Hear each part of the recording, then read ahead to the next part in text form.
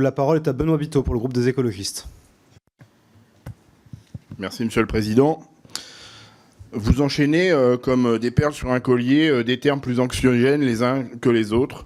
Urgence, inquiétude, inconnu, déclin, en prédicateur d'apocalypse, comme si ce pacte vert était tout ça à la fois. Le paradoxe, c'est que vous parlez d'approche globale et c'est exactement de ça dont on a besoin. C'est d'une approche globale et d'une approche systémique. Vous parlez beaucoup, vous, le Rassemblement national, de souveraineté alimentaire et vous parlez beaucoup d'agriculture et vous, la main sur le cœur, vous inquiétez du revenu des agriculteurs. Eh bien, c'est précisément en renonçant au pacte vert qu'on met en péril la souveraineté alimentaire. C'est précisément en renonçant au pacte vert qu'on met en difficulté le revenu des agriculteurs. Parce que ce qui menace la souveraineté alimentaire de demain, c'est le dérèglement climatique, c'est l'effondrement de la biodiversité.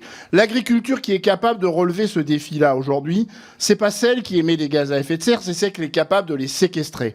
Je prends l'exemple de la fertilisation azotée, qui est aux antipodes de ce que vous proposez.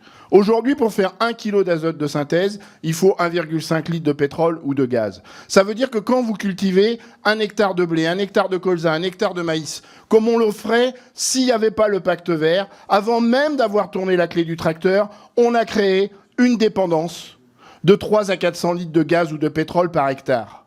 Eh bien, tant qu'on sera sur cette agriculture-là, qui accélère le dérèglement climatique, qui amplifie l'effondrement de la biodiversité, eh bien, on s'éloigne de cette souveraineté alimentaire. Et c'est pas un écologiste avec sa grosse moustache, sa queue de cheval et sa boucle d'oreille qui vous le dit, c'est la Commission européenne elle-même qui vous dit que, précisément, ce qui menace la souveraineté alimentaire, c'est ces sujets-là. Et donc, renoncer au pacte vert, même temporairement, c'est continuer de mettre au pilori les plus démunis, les plus vulnérables, au premier rang desquels les agriculteurs.